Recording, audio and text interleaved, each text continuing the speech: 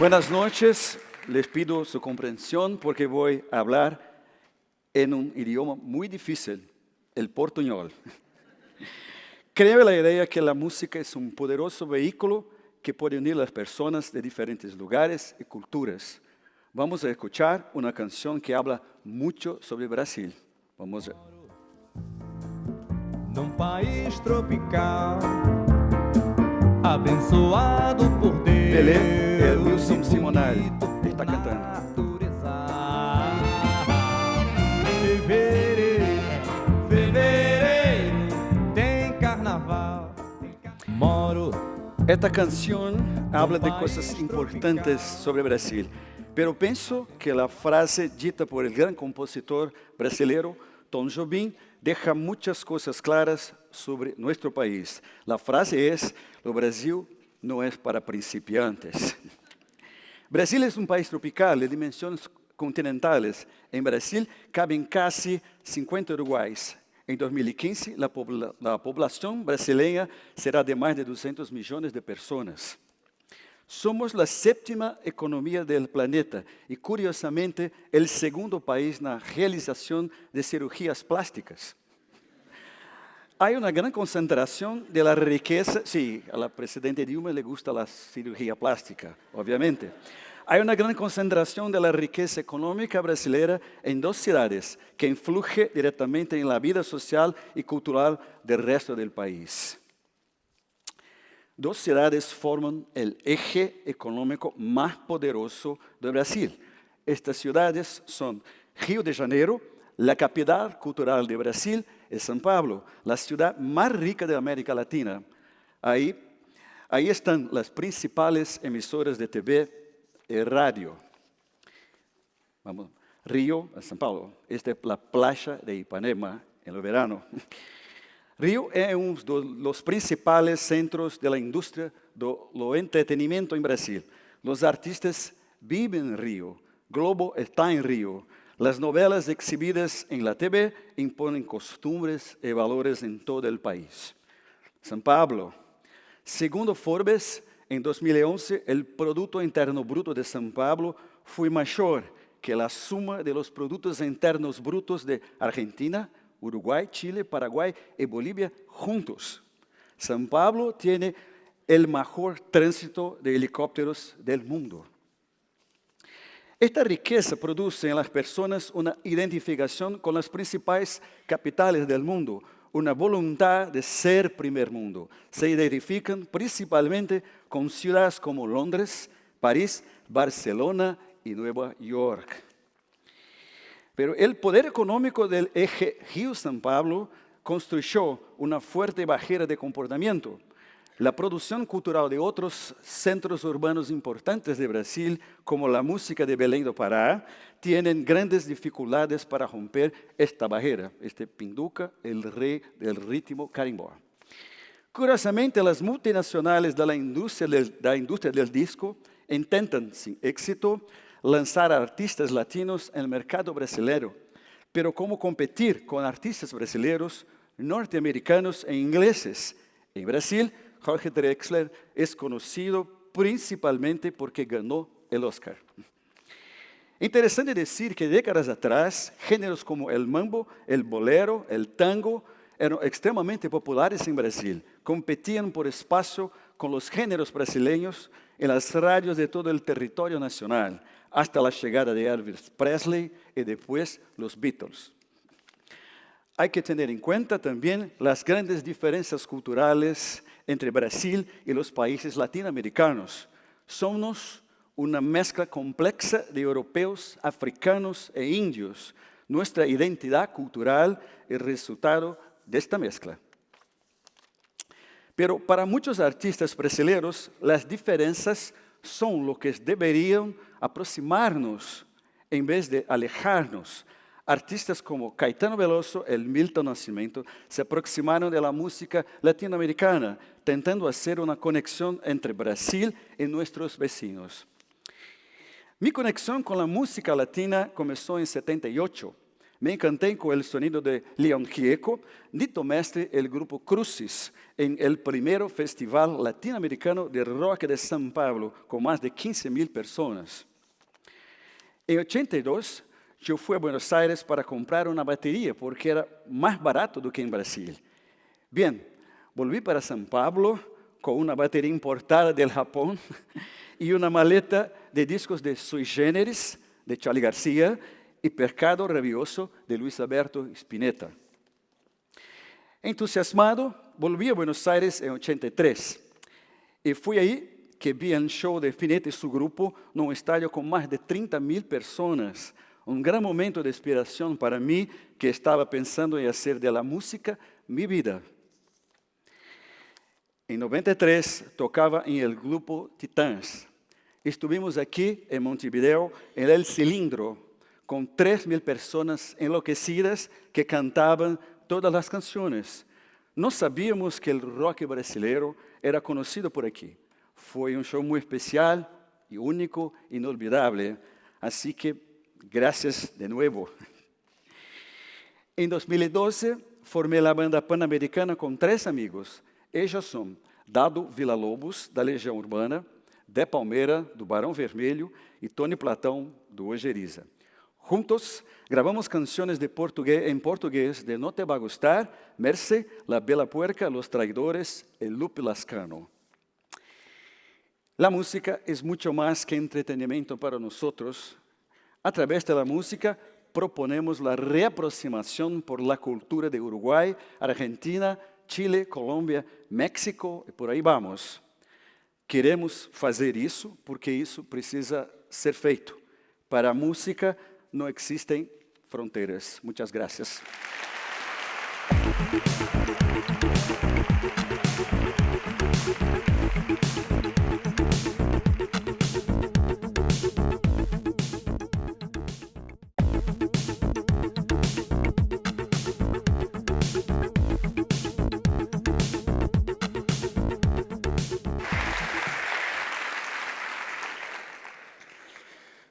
Bueno, ¿de qué hablamos cuando hablamos de economía creativa? Piensen en Pechacucha, piensen en esta noche que se repite en más de 700 ciudades en todo el mundo, con creativos en el escenario, pero también creativos en el público. Finalmente lo que venimos a hacer acá es a inspirarnos, a escuchar historias, y esto que está pasando cada vez más regularmente habla del talento como combustible central. Y la economía creativa es la que tiene al talento como insumo principal. Hay un montón de conceptos, no los voy a repetir todos, pero lo que hay es una gran oportunidad, porque la economía creativa ya representa a la 4ª economía en el mundo, medido por la economía naranja, que es una publicación del BID que ven ahí arriba, y es una economía que se da fundamentalmente en las ciudades. No voy a hablar mucho de mí, simplemente presentar para que sepan cómo viene después la cosa. Soy director del Centro Metropolitano de Diseño, trabajamos apoyando a todas las industrias creativas, cine, publicidad, televisión, animación, videojuegos, música, libro, moda, diseño. Insisto, todo lo que tiene el talento como insumo principal es una gran oportunidad de aprendizaje para nosotros. Y en el largo plazo pensamos que la economía creativa puede transformar la ciudad y sobre todo llevar el desarrollo económico a las zonas más postergadas de la ciudad. Por eso esta política de distritos creativos, hay otras presentaciones, no vine a hablar de eso ahora, pero quería traerlo por si a alguno le interesaba y quería seguir investigando. También trabajamos promoviendo a los emprendedores en la ciudad de Buenos Aires. Emprendedores pueden ser todos, nosotros hablamos de habilidades emprendedoras, porque en definitiva todos tenemos la capacidad de emprender, de ser libres para emprender nuestros propios sueños. Y son valores que atraviesan toda la economía creativa, los valores del emprendedorismo y de la colaboración. Esa es una foto de la campaña que acabamos de lanzar, está en la televisión y en internet en Buenos Aires, donde un señor de 80 años nos cuenta a todos qué es la innovación. Y en definitiva es un llamado para que traigamos el futuro y para que seamos protagonistas nosotros de esta gran oportunidad que tenemos por delante. Yo soy parte además de una mesa de innovación donde vemos estos temas en Buenos Aires.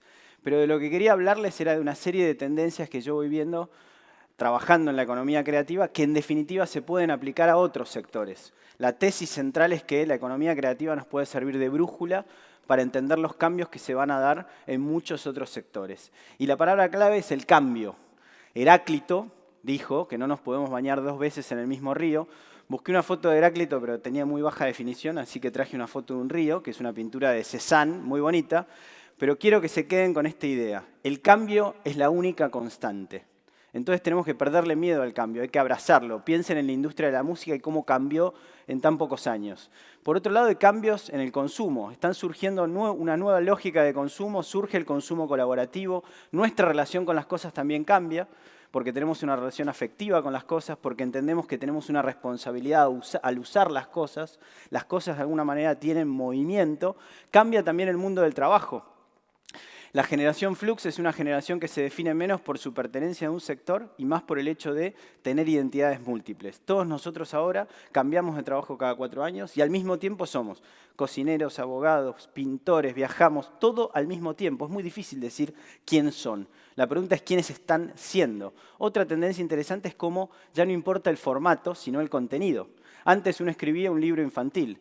Ahora una obra infantil puede ser al mismo tiempo un libro, una película, una aplicación para iPad, una animación, una ropa, etc. Entonces lo interesante es el cruce, no la pertenencia a un sector determinado, sino cómo me junto con otras personas para crear proyectos creativos. La colaboración también es otra de las marcas de esta época. Este es un proyecto de una valija inteligente que acaba de juntar más de $1 millón. Y lo interesante es que se hizo a través de uno de estos portales de crowdfunding, que seguramente conocen, que lo que permiten es que entre todos podamos aportar a proyectos. Pero lo más importante es que lo que más importa ahora es la identidad. Si en la vieja globalización todos queríamos tener el mismo McDonald's, en la nueva globalización todos queremos seguir vinculados al mundo, pero con aquello que nos hace original, únicos. En definitiva, la pregunta es ¿qué historia tenemos para contar? Y de eso se trata. Qué buena historia podemos contar. Y en ese sentido, ¿cuál es el rol del Estado? Acabo de leer 1984 y quedé enloquecido con la novela. El rol del Estado es básicamente relajarse y entender que el cambio es la constante, adaptarse rápidamente a esos cambios, experimentar y sobre todo entender que hay que trabajar asociativamente. Y fundamentalmente necesitamos un Estado que piense por todos nosotros y un Estado en el que todos seamos parte y que le pierda el miedo a perder el monopolio de la cosa pública. Las calles están para intervenirse, las políticas públicas están para opinar, para ser protagonistas, y de esto también estamos hablando cuando hablamos de economía creativa. Esa es una foto. Bueno, y Her, seguramente muchos la vieron, los que no lo vieron se las voy a spoilear, disculpen, pueden taparse las orejas, pero este señor se enamora de su sistema operativo, obvio, en la voz de Scarlett Johansson, ¿quién no se enamoraría? Pero lo interesante es que en definitiva uno al final se da cuenta que no es la tecnología lo importante. Él usa la tecnología para terminar enterándose de que lo importante está dentro suyo. ¿Y qué futuro nos espera? Nosotros estamos viendo en temas urbanos un futuro interesante, si se pone uno optimista, en la emergencia del debate alrededor de la ecología, en la discusión sobre la alimentación, incluso en la emergencia de una nueva espiritualidad, independientemente de la espiritualidad que ustedes profesen. En definitiva, cómo la ciudad nos permite conectarnos. ¿Todos podemos ser creativos? Yo no creo en superhéroes. Creo que definitivamente todos podemos ser creativos. Leí un artículo hace muy poco que hablaba de conexiones improbables entre mayor creatividad y más actividad sexual, alcohol, consumo de alucinógenos, incluso ser el hermano del medio. Es decir, que si tienen alguna de esos tildes, o todos juntos mejor, son muy, pero muy creativos. Y este libro se los recomiendo, lo acabo de terminar de leer, realmente me cambió la cabeza. Este libro lo que invita es que todos seamos creativos, entender que el ego hay que dejarlo de lado, que en definitiva somos todos un canal para la creatividad divina, independientemente del nombre que le pongan. Así que lo que quiero invitarlos es que se animen efectivamente a crear un poco cada día.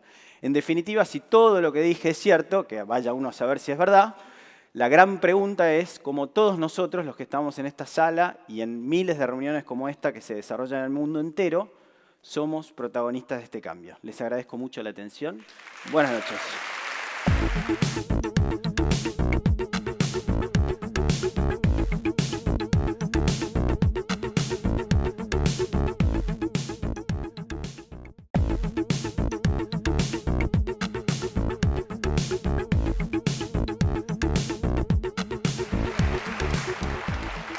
Bueno, pensando cómo empezar esto, que es muy rapidito, así que tengo que ser bastante eficiente, me di cuenta de que siempre es bueno empezar una charla o un libro con una cita de Sun Tzu. Es muy terraja, pero funciona siempre y es mínimamente elegante. Por eso, o de Lord Byron, pero yo tengo a Sun Tzu acá. No será ventajoso para el ejército actuar sin conocer la situación del enemigo, decía. Nosotros acá, muchos de nosotros somos creadores, trabajamos con la creación, con las ideas, como se habló hoy. Por eso yo quería hablarles hoy, no para desanimarlos, sino para que se hagan como verdaderos guerreros y luchadores sabiendo lo que se van a enfrentar, de los 8 obstructores de la creación en Uruguay.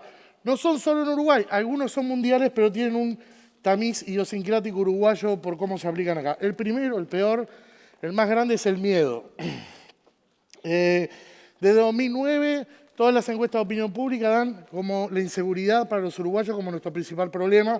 Ustedes me dirán que ya no les creen a las encuestadoras, yo tampoco, pero es así. La semana pasada, cuando estaba preparando esta charla, un amigo de mi hijo vino a tomar la merienda a casa. Pusimos a Regular Show, un show más de Cartoon Network, que nos gusta mucho en la familia. Y él me dijo, en casa no me dejan ver esto, es malo, es feo, hace mal. El miedo, otra vez el miedo.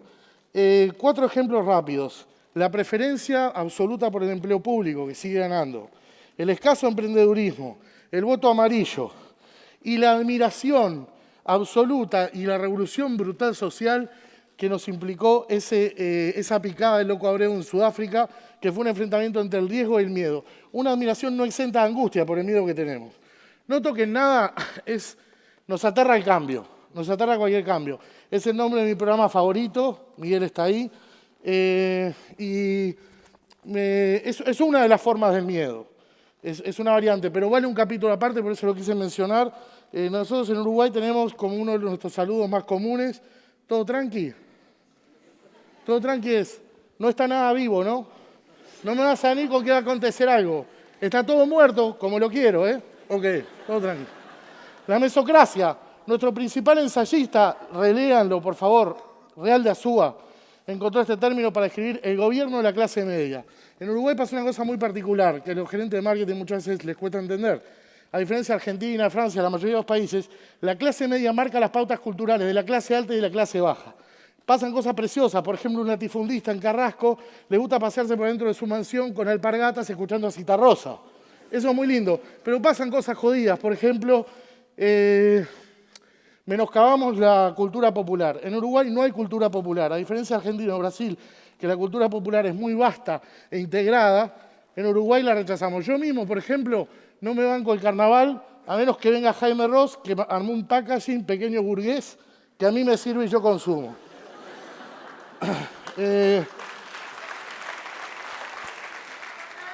Sí, ahí le están disparando un edificio de Positos a un murguista. Bueno, la envidia. Andan bien tus cositas, ¿eh? La envidia es terrible. Esto también lo jodió al Fata Delgado, igual que lo anterior. Mi abuela decía en la familia, en este país destacar es agredir. Yo lo escuchaba hacía 30 años cuando era un niño y sigue funcionando. Un amigo, Fabián, vino de un viaje a Alemania y me dijo, vos, es increíble, somos un país caníbal. En Alemania un artista hace algo que a los otros artistas no les gusta y los otros artistas no se pasan el año criticándolo. Van y hacen la obra de arte que creen que hay que hacer. Y me dijo esto de caníbal mucho antes de conocer a Luis Suárez. Eso que vimos antes es una fuga del pelotón. Y hay un fenómeno que sorprende a los ciclistas extranjeros, esto me lo enseñó el historiador Carlos de Masi, que es que en Uruguay, en la Vuelta Ciclista de Uruguay, cuando un tipo se fuga del pelotón, el pelotón lo atrapa. Eso pasa solo en Uruguay. En otros países los ciclistas empiezan a ir a distintos ritmos, dejan vivir. Acá estamos llenos de esas cintitas rojas contra la envidia. Bueno, es condición del ladrón, cree que todos son de su condición, yo creo del envidioso también. Estamos llenos de cintitas rojas y si no vean los autos cuando salgan. Nadie es más que nadie. Lo vamos a extrañar a este personaje. Esto es precioso, pero el asunto es que a nivel de la democracia es precioso. A nivel de la producción de la creación es muy jodido. Hay demasiados caciques para pocos indios. Acá un director de una producción audiovisual le dice al eléctrico, vos poné ese foco ahí, por favor. Y el tipo dice, ¿ahí te parece? ¿Por qué? Acá no queremos recibir órdenes. Queremos ser persuadidos. Queremos convencernos de que participamos de la obra. Es un desastre. La democracia es divina políticamente, pero es un desastre a nivel de la creación. Bueno, es lo mismo. Esta es la desidia uruguaya. Da igual, es lo mismo. Está muy unida a la pereza. Y también creo que se une a nuestra mentalidad pueblerina y aislada. Y por otro lado tiene la beta de sentir, bueno, si acá adentro nadie lo va a valorar y en el exterior nadie lo va a ver. Es lo mismo. Es otro de nuestros grandes problemas. Bueno, Araca Lacana, llamé a pero en realidad es una idea de Borges y no es solo de Uruguay, es de Iberoamérica. A Borges le piden que haga una ponencia que diga qué es ser iberoamericano. Y él recuerda el capítulo de los galeotes de Quijote. Vienen unos galeotes, unos presos encadenados, el Quijote y Sancho Panza los encuentran, los liberan sin preguntarles si son violadores, asesinos, ¿por qué? Y lo consideran justo.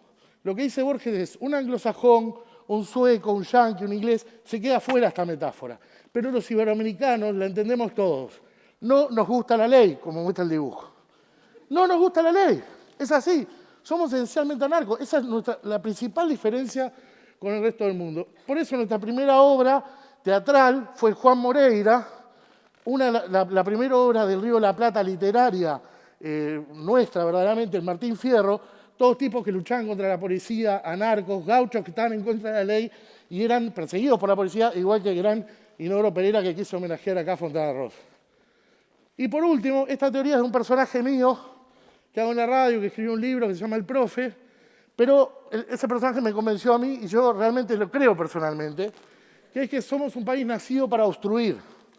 Y le voy a poner dos ejemplos, la Fundación de Uruguay y la de Montevideo. Uruguay lo funda un padre de la patria, es este señor Lon Ponsonby, este es el creador del Uruguay, que ya había creado Bélgica como estado tapón entre Alemania y Francia, y vino a hacer lo mismo Uruguay. Un estado que impidiera que el imperio portugués avanzara y el imperio español también para tener comercio. Es decir, para obstruir, para joder a los otros. No casualmente también, por ese mandato, a los argentinos y a los brasileños le ganamos las dos finales del mundo. Y este señor, que es como me lo imagino yo, Pedro Gronardo, era un tipo, un comerciante, que iba en su barquito y llegó a Montevideo antes de que Montevideo se fundara, era un descampado de esto, y vio que había una avanzadilla del ejército portugués. Corrió a Buenos Aires y le avisó a Zavala que había esto, y ahí se funda Montevideo. No, Montevideo no se funda porque es un lugar bonito y hay muchas oportunidades y posibilidades. En realidad, Montevideo se funda para impedir que los portugueses vengan, para obstruir. Gracias. Este es el otro problema cuando se te caen los micrófonos, pero lo dejé fuera de la presentación. Bueno, y acá estoy yo al final, hablando de estos peligros y estos problemas, y diciéndole que crean en la creación, porque es una fuerza infernal que termina ganando. Si no creen esta recomendación, es más, la creación puede hacer que estos obstructores teman la creación y ganarles como en el judo. Les decía, si no creen esta recomendación, no me importa, hubo 9 expositores brillantes precedentes que le hicieron creer en la creación. Gracias.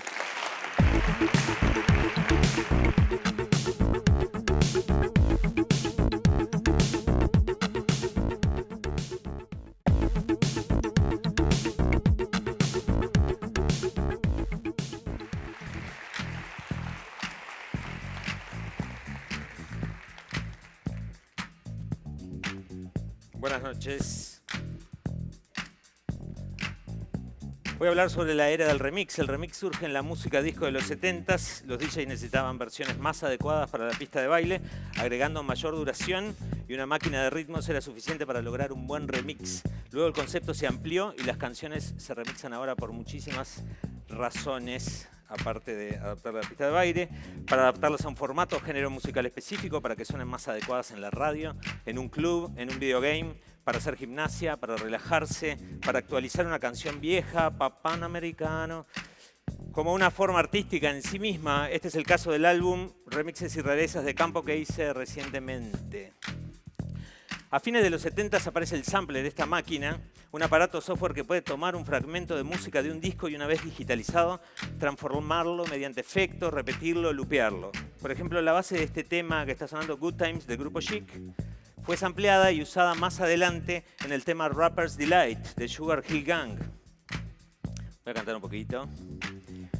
I said a hip hop, the hippie to the hip hop, and don't stop, the rocket to the bang bang, boogie say jump jump, the boogie to the rhythm, the boogie to the beat. Me trabé. También fue usada en el tema Around the World de Daft Punk y en muchos temas más. El hip hop fue la primera música que popularizó la técnica del sampling. Cuando arranqué con Peyote Asesino hicimos música inspirados en el hip hop. Nuestro trabajo fue un collage de música y texto. Mientras los hip hoperos americanos ampliaban discos de soul o jazz, nosotros tomamos frases de Astor Piazzolla, de Fernando Cabrera y los armábamos en nuevas composiciones.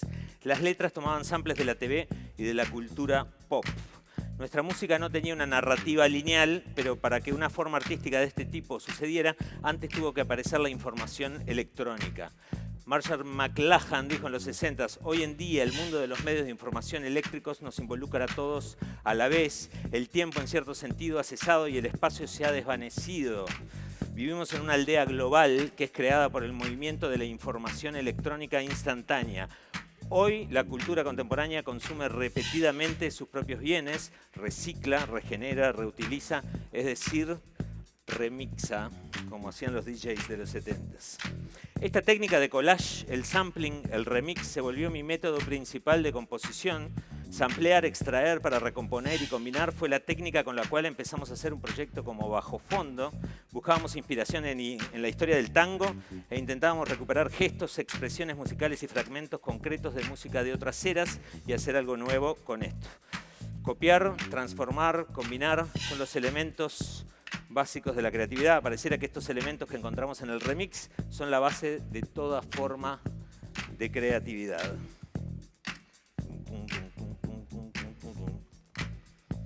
Kirby Ferguson es el creador de la teoría detrás de Everything is a Remix, todo es un remix, una serie de pequeños films que explora la teoría de que nada es realmente original y que aún nuestros más célebres creadores y artistas copian, roban, transforman para poder crear algo nuevo. Yo no estaría totalmente de acuerdo con esta frase, pero sí estoy totalmente de acuerdo con la de Picasso. Los grandes artistas copian, los genios roban.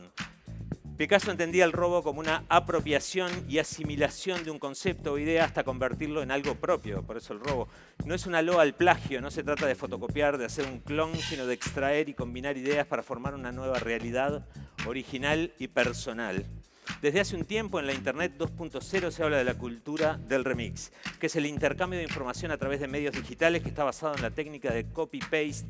Vivimos en la era del remix, se copia, se transforma, se comparte todo gracias a Internet. Así surge un debate sobre cómo deben ser los derechos que proteja la creación de contenido en la red. Hoy se habló mucho. Google aboga por el Creative Commons, el nuevo modelo que tiende a liberar los derechos para que sea más fácil compartir. De esta manera el creador queda liberado de derechos y las obras libres para volar por las nubes, por la nube virtual. A pesar de que las obras quedan libres, YouTube y Google siguen vendiendo publicidad y haciendo un negocio gigante. Por poner un ejemplo personal, actualmente el canal de YouTube de Campo, mi banda, no autoriza poner publicidad. Sin embargo, fuera del territorio uruguayo, YouTube pone un comercial antes de cada video de Campo. La ideología detrás de una cultura de acceso libre, yo me pregunto, ¿no estará contribuyendo a la costumbre de no pagar por cultura? ¿Estamos dispuestos a pagar por marcas y por su publicidad, que nos la cobran con cada producto que compramos? Y a cambio de esa fidelidad a las marcas, estas gentilmente sponsorean los eventos culturales como este en el que estamos. Nadie se cuestiona pagar por un litro de leche, por pan, por un pantalón, por un servicio. Estamos en el sistema capitalista, a fin de cuentas, ¿no? Pero para pagar por cultura en esta era del remix está de moda. Un productor musical libera y comparte su trabajo en la red, pero luego en el mundo real va a un almacén y por una botellita de agua de medio litro tiene que pagar. La ideología dominante en Internet viene de Silicon Valley, la gente de las grandes compañías de software. Y es lógico que valoren más al software, es su universo, que el contenido o a la cultura, a las redes sociales, más que a la danza, el cine, la música. Una frase recurrente entre los programadores es que el código es poesía. Y puede ser, pero yo creo que la poesía está en varios lados. Adoro Internet, que quede bien claro, los seres humanos todos estamos enamorados de la tecnología, pero los logros de Internet no han sido tan positivos como los pinta la ideología del software. Ahí tienen la Wikipedia, que es una especie de McDonald's del conocimiento. Soy un artista de la era digital. En estos años de usar las técnicas del remix, sampleo, el tener que pagar o hacer acuerdos con los autores originales de los sampleos o sus familias, a mí no me generó ningún rechazo. Al contrario, conocí mucha gente interesante de esa manera y me pareció justo y lógico. Tuve que poco menos que rogar para tener un sample de Alfredo Zitarrosa. La Internet es el nuevo Far West. Es un espacio enorme, poco regulado, con infinitas oportunidades. No deberíamos aceptar todas las reglas del juego del sheriff del pueblo, los grandes monopolios de Internet, sino debatir y ayudar a crear una realidad virtual que contemple a todos y a las distintas formas de arte. Muchas gracias, buenas noches.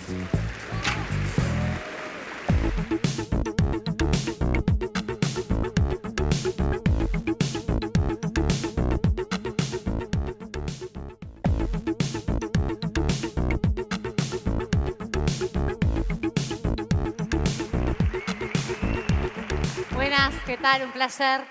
Siento que estar acá es como que va a entrar Julio Boca y algo va a pasar, ¿no? ¿No tendría que estar vestida de tutú? ¿Estamos en el ballet, chiquilines? Bueno, para empezar, yo quiero hacer un ejercicio con ustedes, una encuesta. Esto es muy fácil, tranquilos, a nadie le va a pasar nada. Esto siempre lo hago para romper el hielo. Yo tengo dos opciones acá. Puedo hacer esto tal y como lo preparé o puedo hacer esto improvisado. ¿Se puede dar luz de sala? Me gustaría que levanten la mano, por favor, aquellas personas que quieren que yo haga esto tal como lo preparé. Gracias. Y ahora que levanten la mano los que quieren, allá arriba, que yo lo haga improvisado. Eso, miren a sus costados. Bien, perfecto. Bajen la mano, apaguen la luz. Muchas gracias. Y yo acá siempre, esto nunca falla, esta encuesta siempre me da sí. Y yo me pregunto, ¿qué es lo que nos genera la improvisación? ¿Por qué a la gente le resulta tan excitante y emocionante ver a una persona despojada de su dignidad, sin miedo, parada frente al abismo ante 2000 personas que no conoce y otros tantos que nos están mirando por internet? ¿Qué es lo que nos genera esto? ¿Qué es lo que nos gusta? ¿El miedo a lo desconocido? Con el otro, ¿no? En mi caso, nunca ustedes, siempre el que está acá solo, ¿no? Yo debería empezar por el principio en decirles qué es la improvisación. Y no voy a soltar el papel porque estoy embarazada. La improvisación, como dice el diccionario, es hacer algo sin que esté pautado o establecido previamente. ¿De acuerdo? Yo pertenezco a una compañía que se llama Impronta Teatro y que hace 10 años estamos intentando que la improvisación sea considerada un género teatral. Porque la improvisación hasta ahora es un poco como el hijo bastardo del teatro. Porque era una herramienta. Y está bien, en sus inicios la improvisación comenzó siendo una herramienta que utilizaban en el teatro para generar ciertas cosas y para hacer que ciertas cosas que tal vez por la repetición pudieran estar otra vez vivas. Ahora en Uruguay ya hace unos cuantos años que esto es un género en sí mismo y hay escuelas y demás. Todos ustedes son potencialmente improvisadores, porque estoy segura que cada uno de ustedes en su vida cotidiana improvisa. ¿Sí o no? Pueden hablar, ¿eh? ¿Sí o no? Perfecto. Todos en nuestro trabajo o en nuestra profesión improvisamos. Tenemos un conocimiento que sustenta esto. No cualquiera puede ser improvisador. Yo soy improvisadora, no soy improvisada. Si yo fuera arquitecta y hiciera una casa improvisada, la casa se me caería. Hay técnicas y herramientas para cada una de nuestras profesiones y de nuestros oficios. Todos tenemos creatividad y todos tenemos capacidad de transformación. Y acá no tengo escapatoria porque tengo que hablar de los niños. Los niños utilizan la herramienta de la improvisación como una técnica brutal para poder decir y expresar cosas. Y son los protagonistas de la revolución en la educación. Todos deberíamos poder volver a nuestra infancia para recapacitar sobre estas ideas. Hay 3 conceptos que a mí me gusta que son básicos en la improvisación, que son sí y. Los adultos decimos mucho que no, porque tenemos miedo de salir de ese lugar de comodidad que nos genera el no, porque el sí es un riesgo, el sí es una aventura. Después, otro de los conceptos es el acepto y construyo. El niño juega, está aquí y ahora y construye con el otro. Inviten a un niño a jugar, por ejemplo, a los policías. Hasta que el juego no se termine, van a ser los 2 mejores policías de CSI, Nueva York, Las Vegas, Miami, lo que quieran hasta que el juego se termine, porque el niño acepta. El adulto primero va a decir que no, para después decir que sí, y tal vez después decir que no de nuevo, porque lo va a colocar en un lugar de riesgo en el que los adultos ya no queremos estar. Hemos perdido esa capacidad. Y la tercera cosa, que trabajo mucho con los niños, es el grupo. El grupo como red, el grupo como sustento, el grupo como lo más importante. El grupo potencia mis ideas y potencia mi creatividad y hace que todo lo que yo pienso sea genial porque los otros me ayudan. Lamentablemente, en el sistema educativo y en el sistema del mundo que vivimos, cada vez somos más individuales, porque yo tengo que cuidar mi chakra y la del otro lo tiene que cuidar el otro. Lo que haga el otro no es mi problema, es del otro. Entonces, a mí me parece que la improvisación, si la tomáramos como algo para la vida, es revolucionaria. Desarrollar la creatividad es tan importante como desarrollar el habla, la lectura o la alfabetización. Esto lo dijo un señor que se llama Robinson y que es un crack y está en internet. Hay gente que no puede dejar de subirse a la montaña rusa y vieron cuando un sábado nos juntamos en la casa de alguien y de repente hacemos un asado y sale espectacular y tomamos vino y decimos, el fin de semana que viene hacemos lo mismo en la misma casa con la misma gente y no sale igual. Eso es porque hemos perdido la espontaneidad. ¿Qué nos impide hacer las cosas? Yo les pregunto a ustedes, ¿qué les da miedo? ¿La espontaneidad les da miedo? ¿Tienen miedo de su inconsciente? Porque eso es lo que aflora en la improvisación, el inconsciente. Hay que ser bien valiente para no tenerle miedo al inconsciente. ¿Tienen miedo de ser ustedes seres libres? Muchas cosas para pensar, un lunes, cuidado. Todos estamos preparados para improvisar. La improvisación tiene un poder transformador que me encantaría que ustedes puedan probar. Soy yo parado frente al abismo, frente a otro que no conozco, donde no le tengo que demostrar nada a nadie. Nadie espera nada de mí y yo no espero nada del otro. No le tenemos que dar nada a nadie, no hay miedo al fracaso, esto es maravilloso. En la improvisación no existe el fracaso como concepto, entonces ¿cómo le puedo tener miedo a algo que no existe? Las conchas de mar están cerradas y a veces, por un error, se abren un poquito. Yo leí esto, yo no sé si es verdad, pero ustedes hagan de cuenta que esto es verdad. Se abren un poquito y entra un grano de arena. Y ese grano de arena que entra por error en la concha de mar, luego se transforma en una perla. Y esa perla pasa a ser para muchos de nosotros, sobre todo para muchas, un bien muy precioso y muy preciado. Las perlas nacen de los errores. No hay que tenerle miedo a los errores. No hay que tener miedo de pararse sin juicio de valor sobre el otro. No hay que tener miedo de mirar al otro a los ojos y decirle sí. Les propongo que salgan de acá y digan más sí. Y vivan como este chiquilín está viviendo en un momento de su vida, de su formación como improvisador, un momento de liberación absoluta donde nada más importa que el aquí y el ahora. Y lo que les voy a proponer también como ejercicio, además de decir que sí, además de cuestionarse qué hacen acá, para qué vine, si estoy haciendo lo que vine a hacer, ¿por qué digo que no si quiero decir que sí? Es que si en la vida, como concepto, les dan papel pautado, por favor, rompan la hoja o den la vuelta y escriban del otro lado. Muchísimas gracias.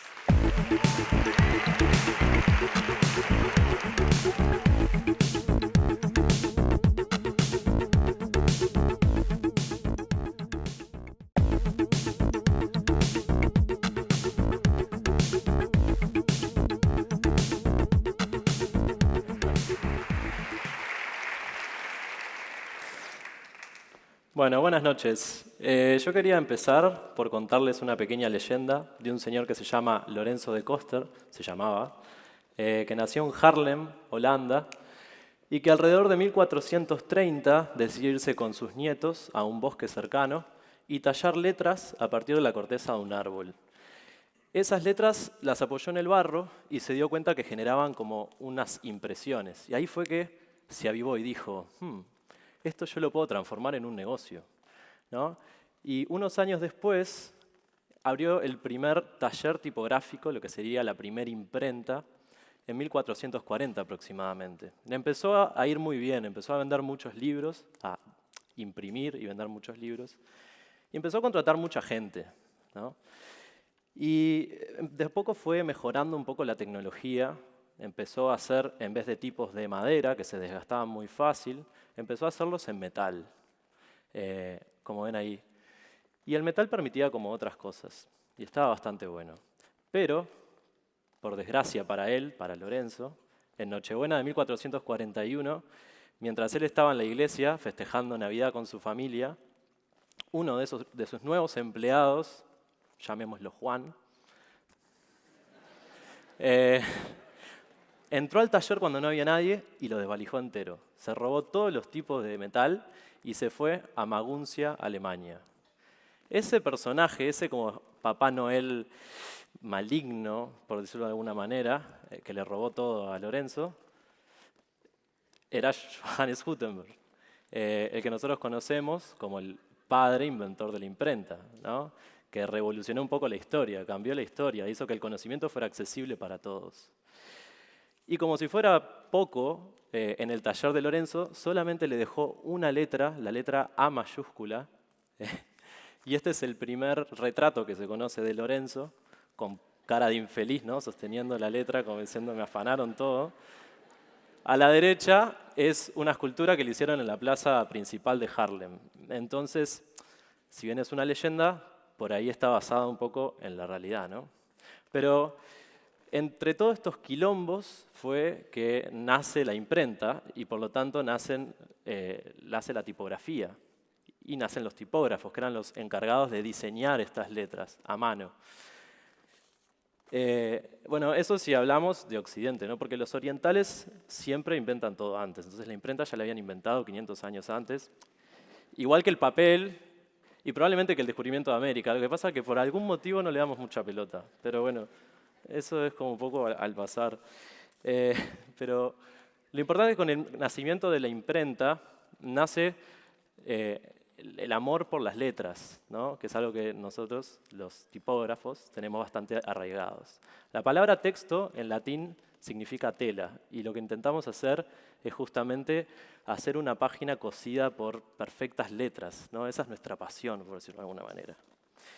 Bien, si pasamos un poco a lo que es Uruguay, la imprenta en Uruguay llega súper tarde, llega en 1807 con las invasiones inglesas, ¿no? El diario, que era La Estrella del Sur, que era bilingüe, algo bastante raro para la época, y que duró 2 meses y después los ingleses volvieron a su país, ¿no? Esa fue nuestra primera imprenta. Por un tiempo después tampoco tuvimos nada de imprenta.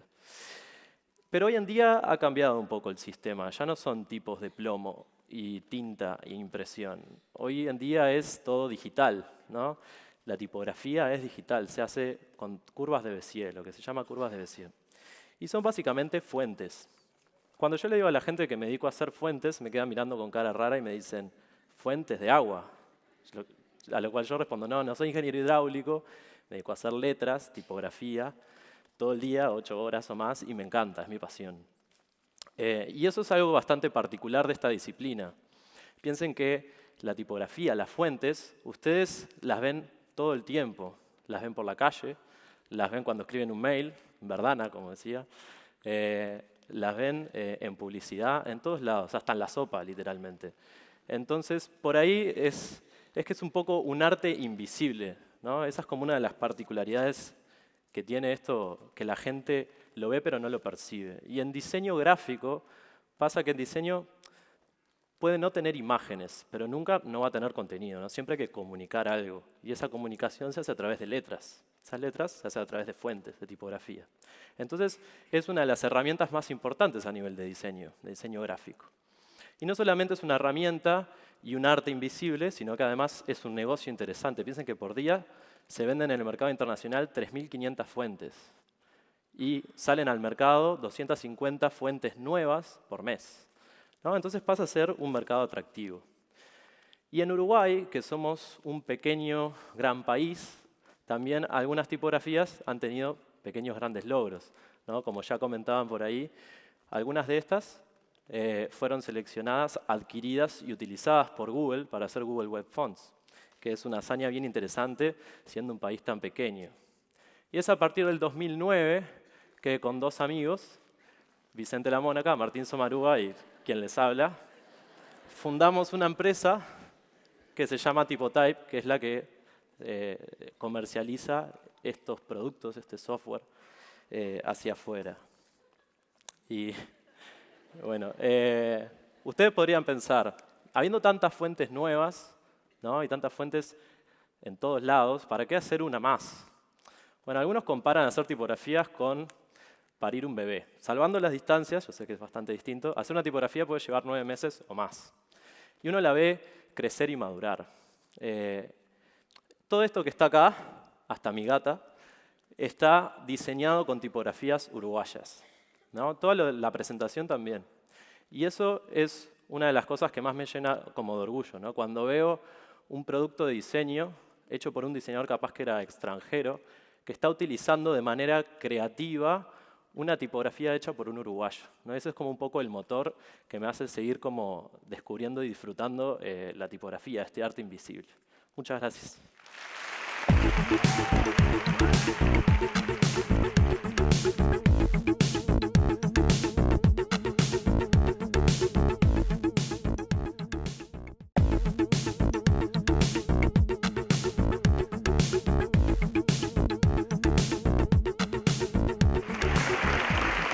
Buenas noches a todos. No les voy a contar mi historia personal de cómo llegué a formar parte del Estudio Ferrer, porque es un poquito larga. No me darían estos 6 minutos 20 que me van quedando.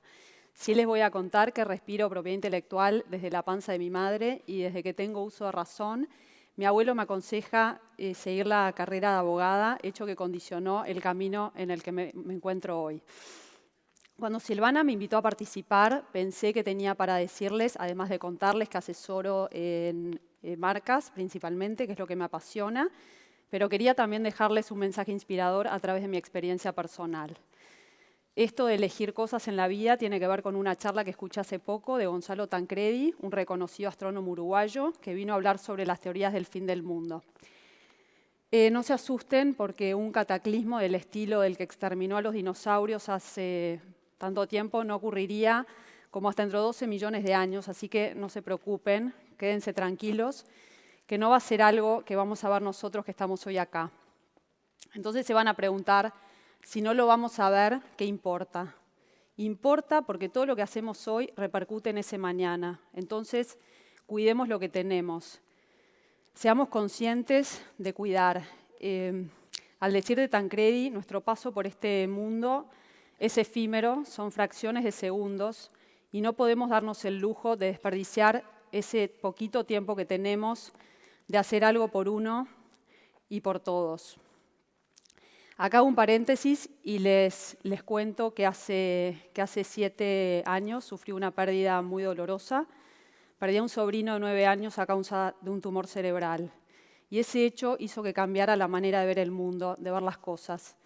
Que me preguntara qué era lo que realmente valía, que en mi opinión son los afectos. Entonces, contagiemos actitud positiva, seamos proactivos en todo lo que hacemos, seamos creativos, demos lo mejor de nosotros mismos todos los días. Aprendamos, seamos valientes también y seamos responsables de nuestros actos, de todo lo que hacemos. Intentemos dejar ese granito de arena en lograr de este mundo un poquito mejor. Seamos valientes y aprendamos a decir no, que es tan importante como decir sí. A propósito de decir no, también les traigo una idea de un amigo, José Gordín, que en una de sus charlas nos mostró, nos dibujó la palabra no en un pizarrón y nos preguntó qué veíamos, a lo cual nosotros dijimos no. Luego separó el no con 2 puntos, quedó n.o.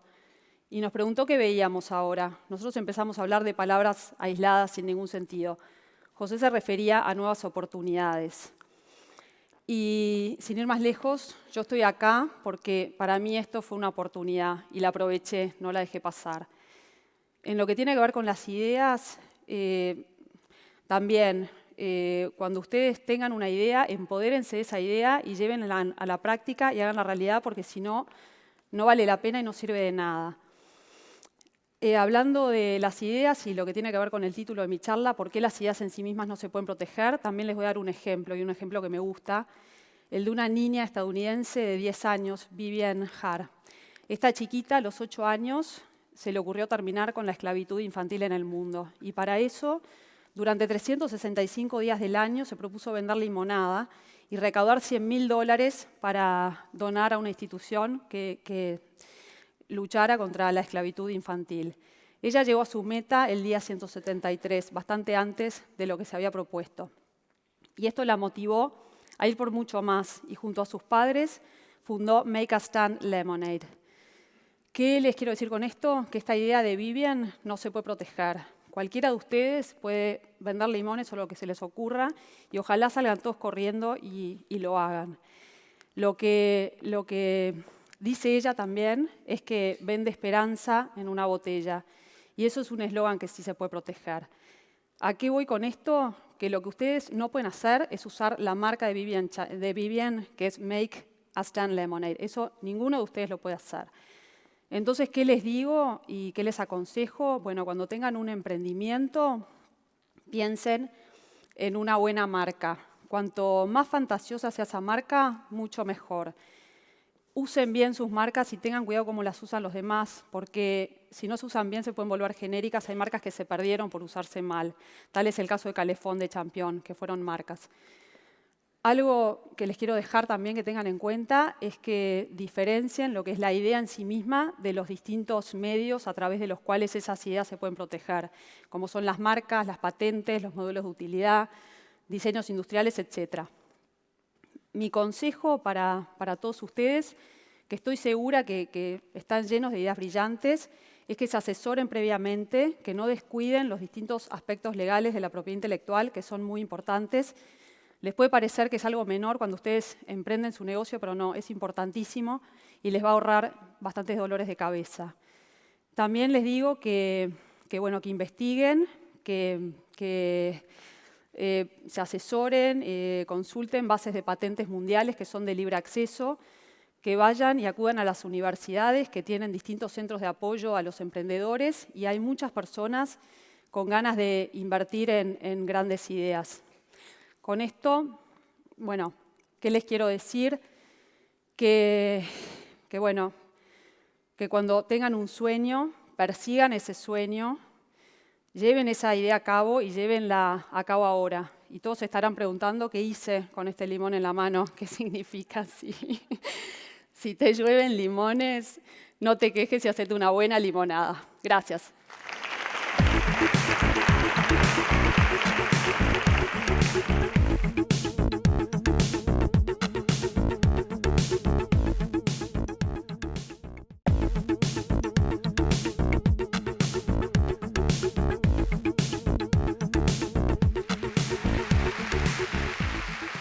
Buenas noches. Estas son las fábricas como las conocemos hoy en día, alejadas de la ciudad porque contaminan, ruidosas y fabricando en masa exactamente el mismo producto, uno atrás del otro. ¿Y qué fabrican por lo general? Bueno, las fábricas producen productos descartables, productos para que duren poco. Desde que General Motors tuvo la brillante idea en 1924 de sacar un modelo nuevo de cada año, así podíamos distinguir el modelo nuevo del antiguo, toda la industria de consumo acompañó esta tendencia. O cuando compran un celular hoy, ¿cuántos años piensan que le va a durar? ¿Alguien piensa que le va a durar para siempre? Y nos tenemos que preguntar en realidad si esto es sano. ¿Hasta cuándo podemos seguir así? Y bueno, la respuesta es hasta que tengamos el poder de fabricar nuestros propios productos. Y esta máquina es un hito fundamental en esa dirección. Una impresora 3D es un equipo que permite fabricar un objeto físico a través de un modelo digital, utilizando principios de física, química y un poquito de magia también. Bueno, si bien estas máquinas existen hace varios años, fue recién en el 2007 cuando Adrian Bauer, este señor, decide implementar una máquina para el hogar. Y lo hizo con el objetivo de comenzar una revolución democrática. Para que esta revolución se cumpliera, se deberían cumplir dos condiciones. Una es que la máquina sea de código abierto. Código abierto ya explicar un poquito lo que es, pero básicamente es que los planos y toda la documentación tienen que estar disponibles para toda la comunidad. Una vez que están disponibles esos planos, nosotros podemos construir sobre ese conocimiento y hacerlo evolucionar, siempre como un conjunto. La otra condición que se debería cumplir es que el equipo fuera autorreplicante. Autorreplicante significa que con una máquina madre puedo fabricar una máquina hija. Entonces así, bueno, no completamente, pero gran parte de las partes. Cuando tenga una, hago dos. Cuando tenga dos, hago cuatro. Cuando tenga cuatro, hago ocho. Y así hago crecer exponencialmente esta tecnología. Una forma realmente democratizadora de popularizarla. Bueno, nosotros de Sur 3D, inspirados en esta filosofía, como la frase de Isaac Newton, si puedo dar más lejos fue porque me pararon los hombros de los gigantes, hicimos exactamente lo mismo de nuestro lado, fabricando la impresora 3D más accesible de Sudamérica. Un trabajo que no hubiese sido posible de ninguna forma si no fuera por el gran trabajo de una comunidad. Nosotros creamos una máquina 70% autorreplicante con el objetivo de que fuera viral. O sea, nosotros queríamos cambiar el concepto de cómo distribuir productos. Cuando alguien compra nuestra impresora, se puede bajar el 70% de Internet. O sea, empezamos a distribuir hardware, productos físicos por Internet. Imagínense que el día de mañana van a la tienda, ¿no? Buenas, estoy buscando una cafetera. Bueno, le podemos ofrecer esta cafetera, marca Acme. Tiene... no me gusta en realidad mucho el diseño, tampoco el color. Entonces le podemos ofrecer el 30% de esta otra cafetera. Usted la puede crear en su casa con el color que quiera, la forma que quiera, y además es mucho más barata. Esto trae un cambio de paradigma en el diseño de productos. El diseño a medida, diseñar un producto único que se adapte a cada uno de nosotros.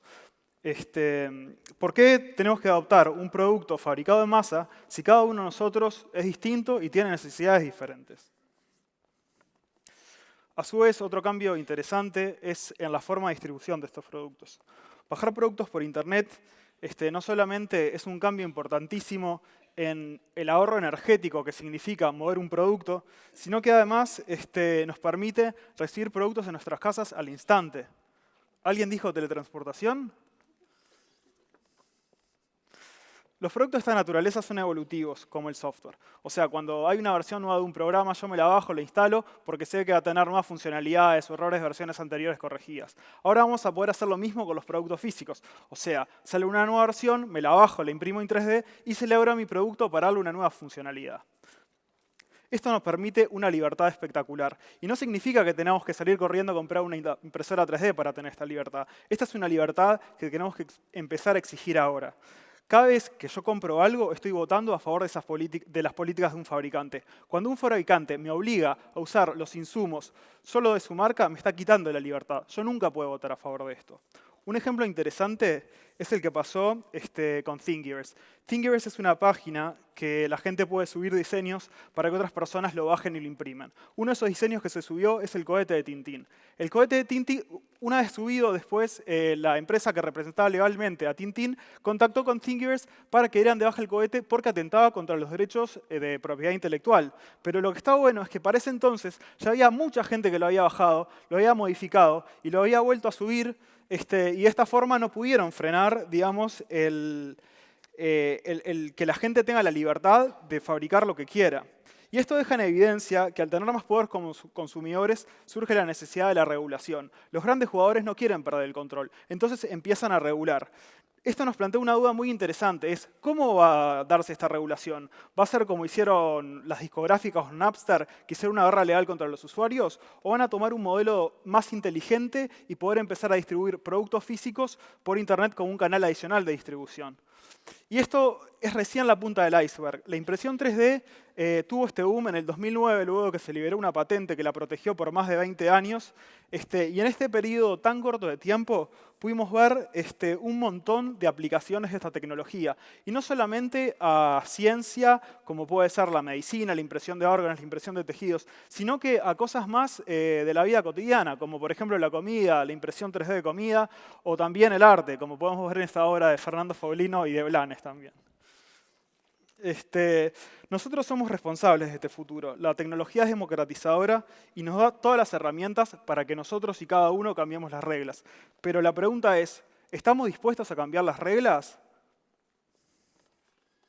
Bueno, como los dibujos animados, que también son creados en gran medida para ser descartables y sustituidos por otros, para vender de nuevamente el merchandising, o como el corte de pelo del Capitán Planeta, que es una moda que quedó enterradísima en los 90, tenemos que decidir si vamos a hacer de esta tendencia algo pasajero o si vamos a utilizar estas herramientas para ser más sustentables, colaborativos y evolutivos.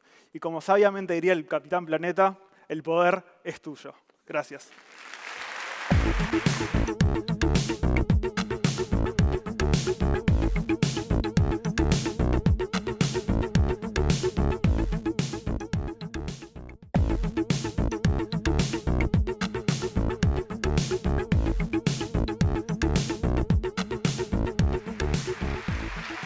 Bueno, yo les quiero hablar de un tema que es la justa mezcla de dos cosas que yo siento.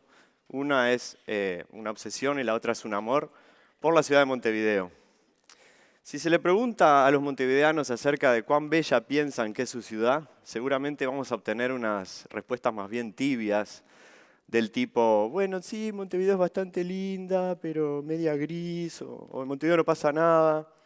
Cuando en realidad Montevideo es una ciudad muy hermosa, y esto lo digo porque está llena de un acervo arquitectónico, principalmente de las primeras 6 décadas del siglo XX, muy impresionante. Y a esto se le suman sus calles arboladas, sus detalles de arquitectura en todos los barrios, su escala humana y caminable. Sin embargo, todo este acervo ha sido puesto en peligro, ha sido vilipendiado, destruido en las últimas, hace mucho tiempo ya, y en función de conceptos del tipo modernidad, lucro, creación de mano de obra. Barrios enteros han caído, hay que pensar, por ejemplo, en lo que era Pocitos hasta finales de la década del 60 y en lo que es hoy. Y entendámonos, hoy Pocitos es un barrio hermoso, pero podrían haberlo hecho un poquito más allá. Hay ejemplos, por ejemplo, como esta casa que fue demolida en la esquina de Martí Benito Blanco y en su lugar hubo un baldío mucho tiempo y ahora ese baldío fue ocupado, desde hace un tiempo ya, por un estacionamiento y una serie de comercios en una arquitectura precaria. Me parece que no valía la sustitución, ¿no? Esta misma casa podría haberse transformado en lindos apartamentos rodeados de jardines. La suerte del centro no fue mucho mejor. Esta esquina de 18 y Tacuarembó nos muestra un edificio que fue demolido y otro que hace 30 años que vino en su lugar y todavía no fue terminado. Este estilo del edificio que fue demolido es un estilo ecléctico, historicista.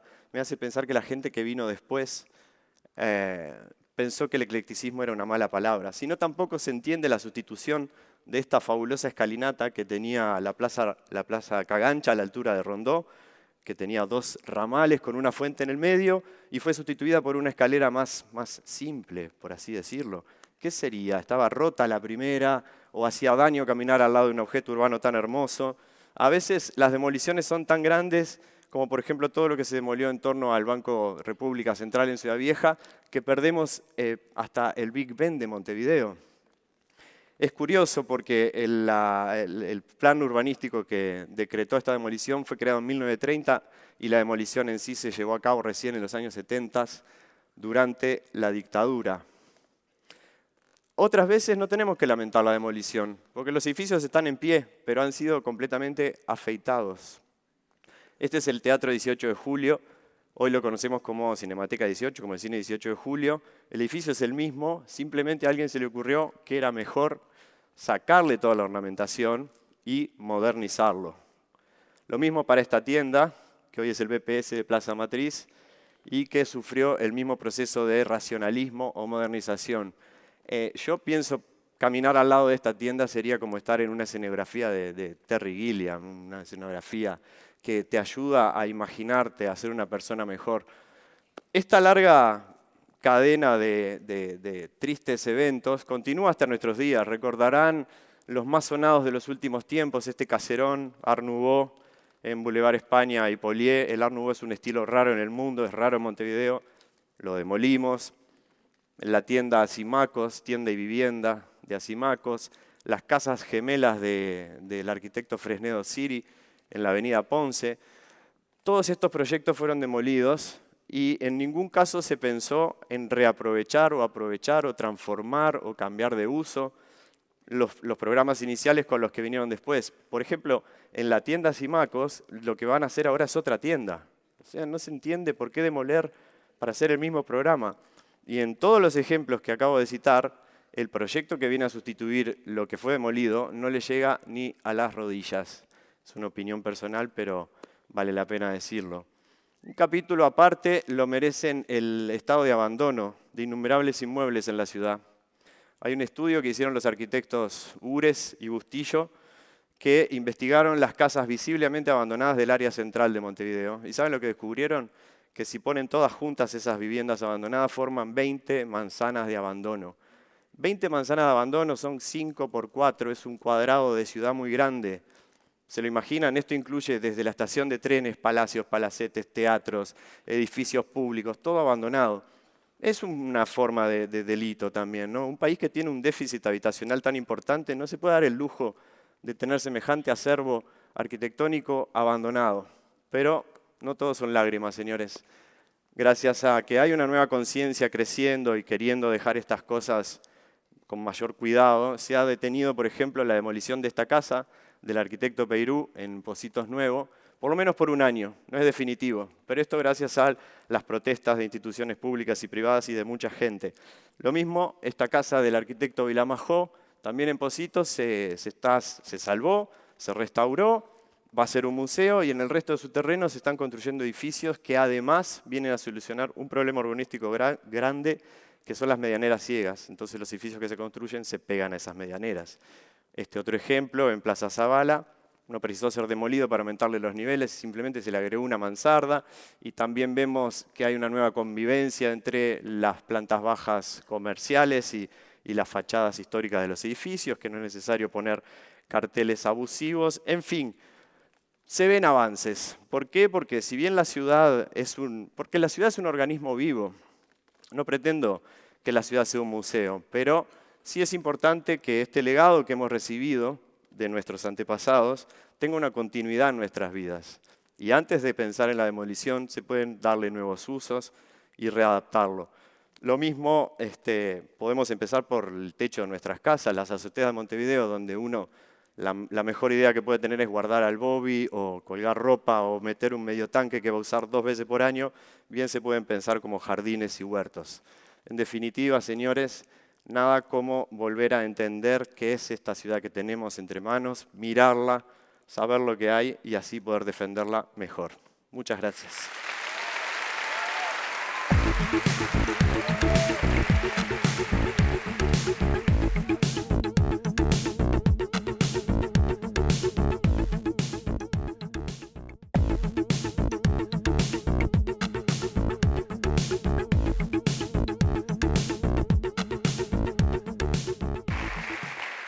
Hola, buenas noches. Bueno, todos los derechos reservados. Esta es una descripción que solemos ver en libros, en discos, en software, en videojuegos, pero con toda la tecnología que tenemos hoy en día a nuestra disposición para hacer copias, es bastante común que no le prestemos mucha atención a esta frase que lo que hace es prohibir casi cualquier cosa que queramos hacer con obras bajo copyright. Esto no es un problema, ignorar esta prohibición, hasta que es un problema, como en octubre de 2013, cuando se allanaron las fotocopiadoras de la Galería Monte Carlo. Como ustedes recordarán, los estudiantes de Derecho quedaron sin el acceso normal a material de estudio y nosotros bastante sorprendidos porque creíamos que fotocopiar era algo normal y bastante aceptable. La represión de estas actividades normales sucede porque las obras creativas no pueden ser ni copiadas, ni distribuidas, ni exhibidas, ni compartidas sin la autorización de los dueños exclusivos de los derechos. A esta propiedad intelectual se la compara con una propiedad física y se le pone un cerco legal. Pero ese cerco se le pone a objetos que son intangibles y que son muy fáciles de diseminar y de reproducir, y se parece mucho más a estas semillas que se desparraman con el viento y es difícil que no se cuelen a través de este cerco. Y con las nuevas tecnologías, además, esa capacidad de la cultura de diseminarse crece exponencialmente. Ahora cada persona puede hacer como el delivery cultural para cualquier otra persona y a este intercambio entre pares, directo, se le llama P2P, peer-to-peer. Pero el uso de tecnologías para el intercambio directo sin intermediarios muchas veces genera conflictos políticos y económicos. Lo hemos visto, cómo los intermediarios presionan para que la tecnología sea controlada, los usuarios vigilados, como tal vez recordarán en 2012 lo que fue la ley SOPA en Estados Unidos, que se dio marcha atrás a esto, en Europa el ACTA, que era un tratado internacional de similares intenciones. Pero no solo hay conflicto acá.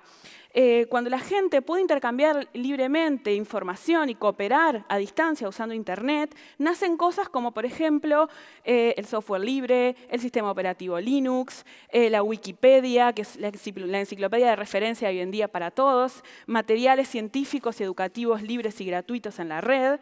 Las comunidades de creación detrás de estos proyectos colaborativos le ponen una C invertida a su trabajo y en lugar de todos los derechos reservados decimos prohibido prohibir, copyleft. Usamos el copyright para liberar nuestro trabajo de la prohibición del propio copyright. Cualquier abogado en cualquier parte del mundo va a tener claro que hacer esto es totalmente legal, pero para entenderlo sin ser abogado, tal vez tenemos que recorrer un pequeño camino que nos explique cómo se libera una obra y qué decisiones va tomando un creador en ese camino. Yo se los voy a contar un poco desde mi experiencia. Cuando uno tiene una obra terminada y la va a publicar, tiene 3 formas de decirle a la gente qué es lo que puede hacer con esa obra. La luz roja sería el copyright, no podemos hacer nada. Una luz verde sería el entregar directamente al dominio público. Y podemos pensar en una luz amarilla, que son las licencias de derecho de autor, que dan algunos derechos y reservan otros. Pero ¿qué derechos le damos a los usuarios? Principalmente el derecho a copiar, a poder hacer copias. Por ejemplo, cuando yo escribo un artículo o hago un trabajo artístico, yo quiero que la gente lo pueda bajar de Internet. Yo permito el uso con cualquier fin, incluso aunque otras personas hagan plata con ese trabajo, porque yo tengo mis propias formas directamente de hacer plata con eso. Pero hay una condición que es la atribución. En ese sentido, las autoras y autores copyleft tienen el mismo reconocimiento que cualquier otro y obtienen la misma garantía frente a las posibilidades de un hipotético plagio, por ejemplo. La atribución es algo muy importante en la cultura del compartir, porque preserva el vínculo entre obras y entre autores. Por ejemplo, en ciencia ustedes verán que es algo muy común referenciar, usar fuentes para que se sepan los antecedentes. Lo mismo en arte, y esto además permite que conozcamos y nos pongamos en contacto y se nos abra un mundo hacia otros autores y otras obras. Pero hablando de fuentes, hay algo muy importante que creemos las creadoras y creadores copyleft, que es la posibilidad de recrear a partir de nuestro trabajo, y también damos esta libertad de que otros sigan la cadena creativa a partir de nuestros trabajos previos, dándole la posibilidad de hacer obras derivadas. Pero acá aparece otra condición que es súper importante. Si alguno de ustedes, por ejemplo, toma un artículo mío de mi blog y lo traduce al inglés, tiene la obligación de que esa traducción mantenga las mismas libertades que tenía mi obra original. O sea, usar con cualquier propósito, hacer copias, distribuir y permitir la recreación a partir de esa traducción. Todo esto, cuando yo lo quiero explicar, lo expreso con estos dos simples iconos, estos dibujos, que dicen lo que yo dije hasta ahora. Pido una atribución y que se comparta de la misma manera y se den las mismas libertades a las obras derivadas. Y obtengo la ventaja de la construcción colectiva, es decir, yo aporto mi granito de arena y puedo acceder a un mar de cosas que otros ya compartieron antes que yo. Y ustedes se preguntarán si se puede vivir de esto, del copyleft. Quizás no deben dar las copias de las obras al público, pero se refuerzan otro montón de formas posibles a través de la red de poder vivir de las creaciones y trabajos intelectuales. Imaginemos una economía en la que no sea necesario el derecho exclusivo. Por ejemplo, el sistema de bicicletas públicas, lo único que hace falta es una red donde la gente pueda subir y bajar de la bicicleta sin tener que pagar para poder satisfacer la necesidad del transporte. Entonces, tanto en bienes físicos como en bienes culturales, estamos viendo cómo compartir no achica la torta, sino que la agranda, la hace más abundante. Por ejemplo, para esta presentación yo usé un montón de imágenes que estaban en la red, que las encontré, estaban libres, sus autores las pusieron para eso, y por eso yo los quiero reconocer y ponerle su nombre, su seudónimo, aunque se vea un poco chiquito. Y finalmente, como esta obra deriva de esas obras, es igualmente libre y por eso utilicé los mismos iconos que les había mostrado antes para expresar que es una obra libre con atribución, compartir igual, licencia Creative Commons. Y bueno, si ustedes quieren conocer más sobre estas licencias y sobre Creative Commons, búsquennos en la web. Y bueno, y espero que a partir de ahí empiecen este mismo camino que yo empecé a explorar. Muchas gracias.